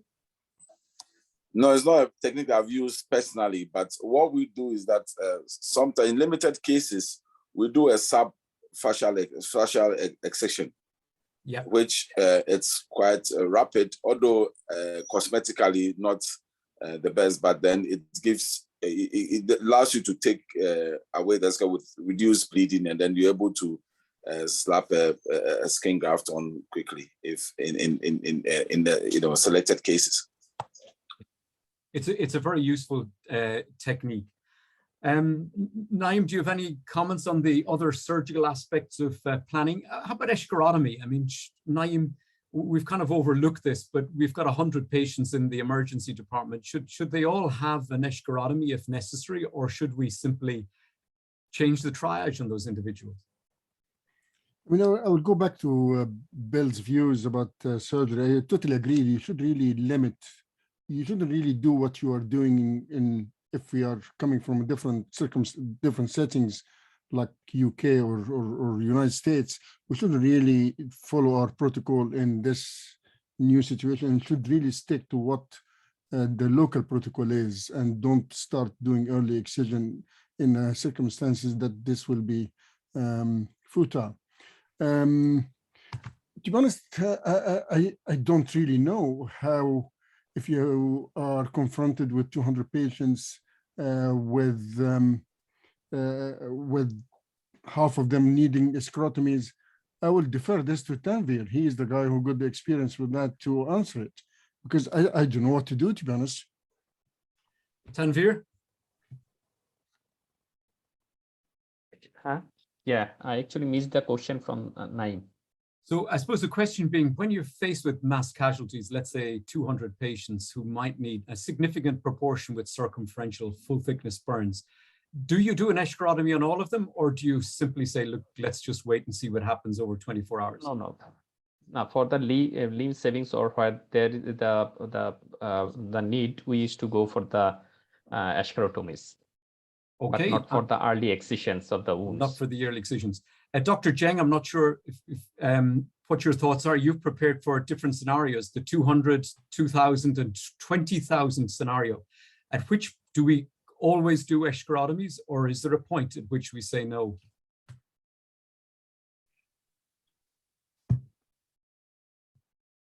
Dr. Zheng? Yeah, I think eschorotomies are in a really big one. I'm going to tip them to the expectant category for us. And the work we've been doing in the US with the US federal government in terms of strategic thinking is trying to time smear the care burden. If you have 2,000 or 20,000 injuries, you have to try to keep people alive with the most trivial sorts of interventions, and time smear their medical needs so that the system can recover and absorb the bolus of casualties. Okay, thank you. I'm going to just very briefly talk about dressings. I maybe just put it out there. We've said that early incision is not the norm, maybe delayed grafting, and the availability of solutions. I think Dakin solution is something that I actually use a lot in my own practice, and I also use dilute acetic acid.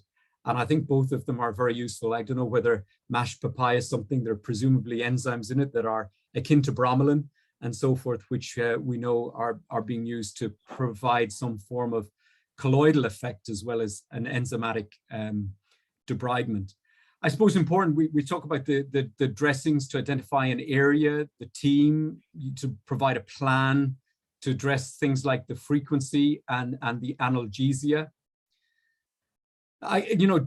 Data collection is going to be really important. If we cannot define the problem, we can't improve on it. And so we definitely need to be establishing as a minimum the identity of the patients, the next of kin, establishing things like the London Browder, the weight, establishing team leaders, and the need to rapidly escalate to government and to international.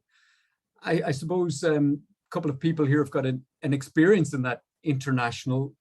Folke and Naeem, this is really challenging to deliver, and there is an absence of clear plan. There's an absence of true knowledge of capacity, and even within developed world. Any thoughts, Folke? Then maybe Naeem.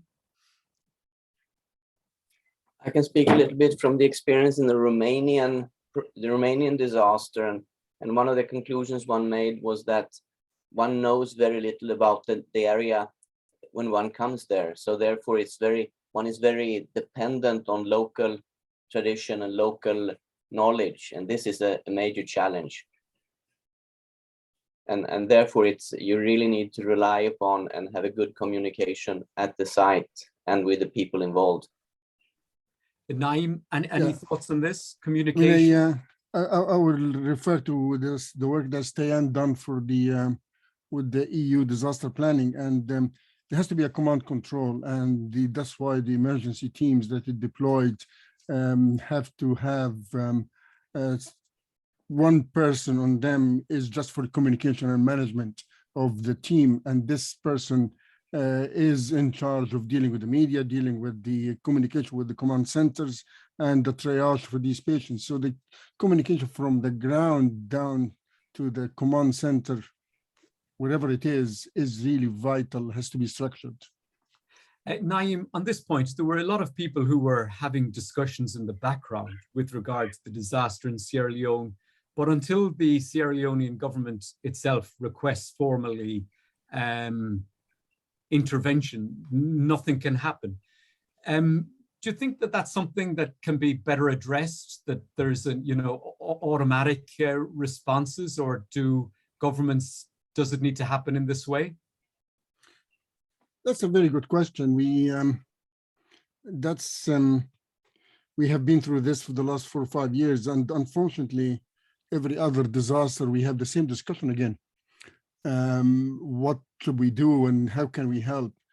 And we learned from the Greek disaster last year about the fire disaster in Greece, and also Sierra Leone. It has really to come from the country, from the official channel within the country to ask for help.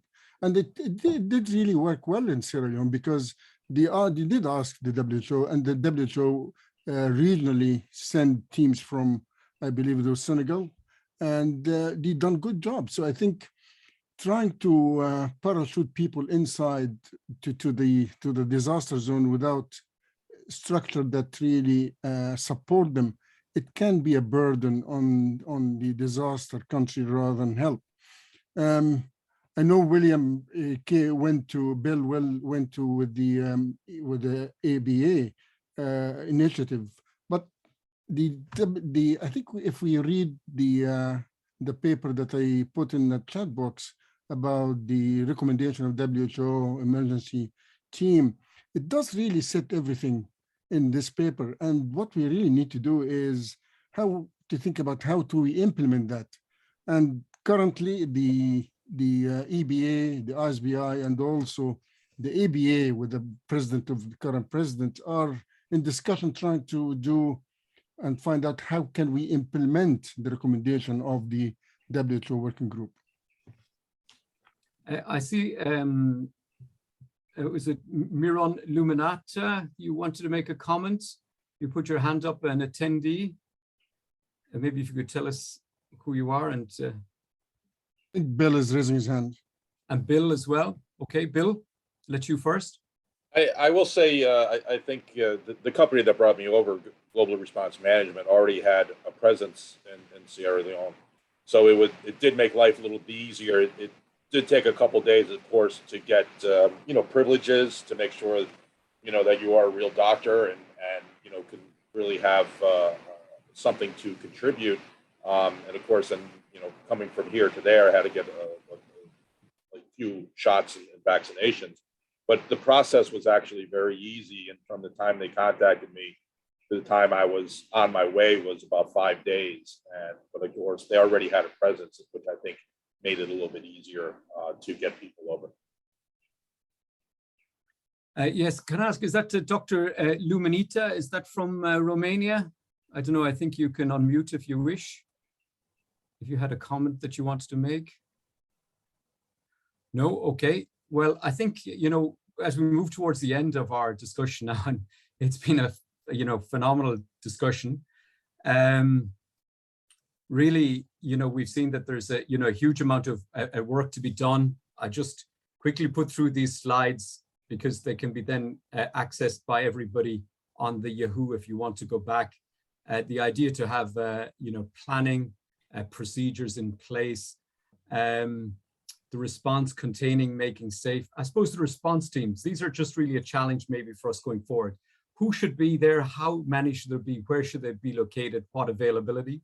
How should they be? How should they be activated?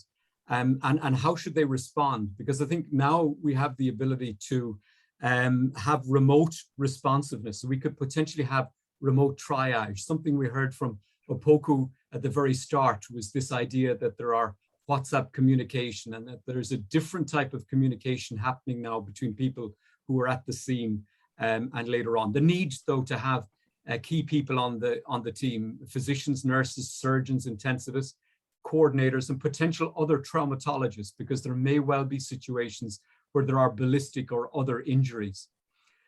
Things for us to consider: how many, where they should be, how they're activated. And Naeem has just said, this is a recurring discussion. We can all agree in principle what we think is right, who the core members are, but unless we can agree how they are activated and that mechanism and that it happens easily, it doesn't happen in time to be effective in the way that it can make a difference. And then, of course, what are the requirements of the team? Who is going to train these teams? Who's going to validate and oversee?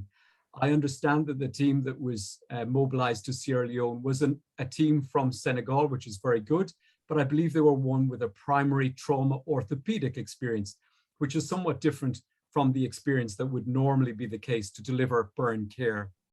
And so simply sending a team does not mean that it's going to be the most effective team. And then how long are they deployed for? And how are they overseen and accountable? Bill has just mentioned to us the need that his credentials were going to be validated. And something that's come up from many panelists, how are those team members then supported? Because this is going to be a potential burnout situation with significant impact for the longer term for people who may be required to deliver burn-specific care in their own countries. So I hope our webinar, as it comes to an end, it's shown that the disasters, they cannot be predicted, but they can certainly be prepared for. And I'd like to thank everybody who's really given outstanding contributions from around the world today. I think the sun is probably still shining on everybody. It's setting in one part of the world and it's about to rise in the West. So it's just been a fantastic occasion. And I'd like to thank all of the panels from the bottom of my heart for giving of their time so freely and generously. So thank you very much. And I'd like to point out there are some resources available on the American Burn Association. And lastly, I would like to have a little flyer. There are a number of us who, as part of the British Burn Association, will be delivering an emergency burn management study day that's going to be delivered online. That's going to be on the 10th of March. We have applied for CPD, professional development, and it's going to be a cost. I am afraid there's always a cost, but it's going to be £10 for a low resource setting. So I hope that represents a good value for money. And of course, if you're already a a member of the British Burn Association, regardless where in the world you are, it's going to be free. And I'm sure that's going to be a very exciting, and that's going to be 5.5 days of discussion. And what our webinars have taught us is that we always just run out of time. So I'd like to thank everybody again. I'd like to thank, we had up to 200 people participating today. So that's, you mean, hugely successful. And for those panelists, I'd like to invite you within the Zoom link. I think Elizabeth has sent us a post-meeting debrief for 10 minutes or so. So thank you all, and to the panelists, I hope to see you in a few minutes. Goodbye. And see you next time. Good to see everybody Bye. again.